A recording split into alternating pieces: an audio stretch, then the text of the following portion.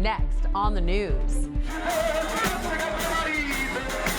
It's that time of year. The Giglio Feast is starting once again. People are setting up for this massive celebration, preparing food, games, and the highlight of the Giglio Feast, the lifting of this 72-foot tall tower. I'm Katie Vasquez, and I'll have that story coming up. Pope Francis left the Holy See so he could see better. The Holy Father made a trip to the eye doctor. Plus, it's like an Olympic World Youth Day. Catholics compete against one another in the Holy Games to help strengthen their faith. I'm Christine Persichetti. Currents News starts right now.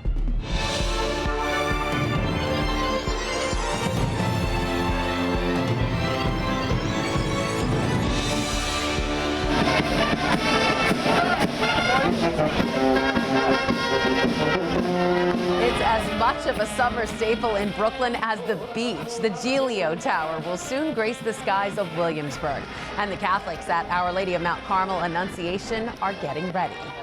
The more than 100-year-old feast returns Wednesday night. For 12 days, people from around the Diocese of Brooklyn will head to Williamsburg for games, rides, some good Italian food, and that famous Giglio lift. Currents News' Katie Vasquez is in Williamsburg now with a sneak peek of the festivities.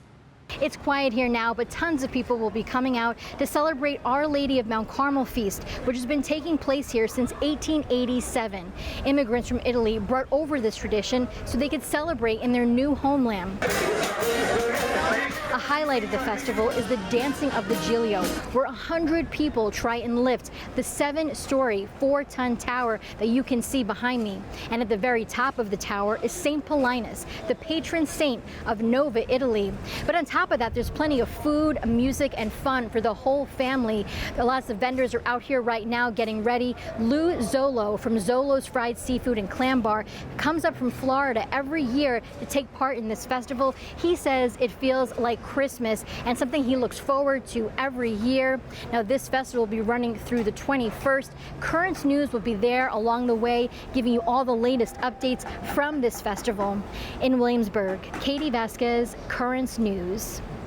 Looking forward to getting my Zeppelis. If you're looking to visit the Mount Carmel Feast and see that iconic lift, here are some nights to go. The first lift is with a smaller Giglio. A children's lift will be Thursday, July 11th. That'll happen at 6:30. The world famous lift is this Sunday, July 14th. There will be a mass at 11:30, and that tower will grace the skies at 1:30. The Giglio will dance under the stars on Wednesday, July 17th. That happens at 7:30, and there will be an old timers lift on Sunday, July 21st at 2 p.m. The Pope has a busy travel schedule ahead, and before he goes out to see more of the world and the Catholics in the peripheries, he had to take care of the Holy See. No, I don't mean the Vatican. The pontiff went to the eye doctor Monday afternoon. And as Currents News' Katie Vasquez reports, the visit was with an optician who has a long-standing connection to the Pope. Once again, the Pope left the Vatican.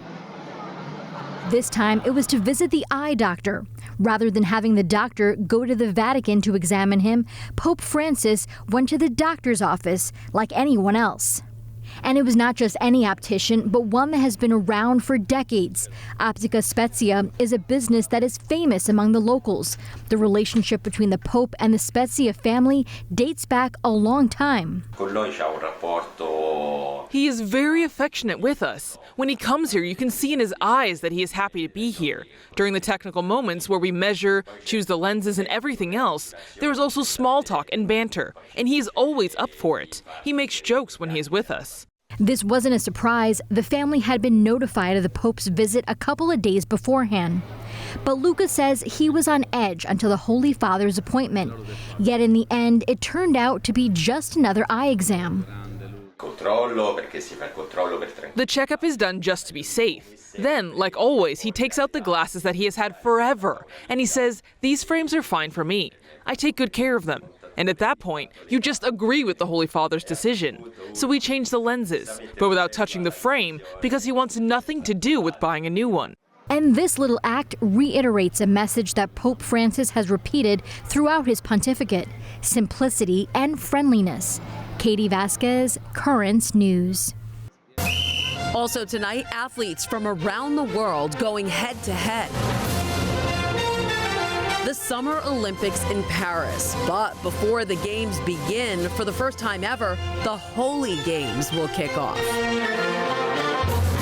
The 3-week-long initiative by the French Bishops' Conference and the Archdiocese of Paris is actually meant to unite the Universal Church. Joining us now to talk more about it is Father Joe Fitzgerald, pastor of St. William the Abbot in Seaford, Long Island, who will be at the games. Hi, Father. Hey, Christine, how you doing? I'm good. So, Father Joe, you're the only priest from the U.S. who's going to Paris to serve the faithful during these holy games. So what exactly is it, and what will you be doing? As you mentioned, that little teaser there, like it's an initiative by the bishops in France to try and accommodate and be present to the athletes, specifically from the spiritual standpoint.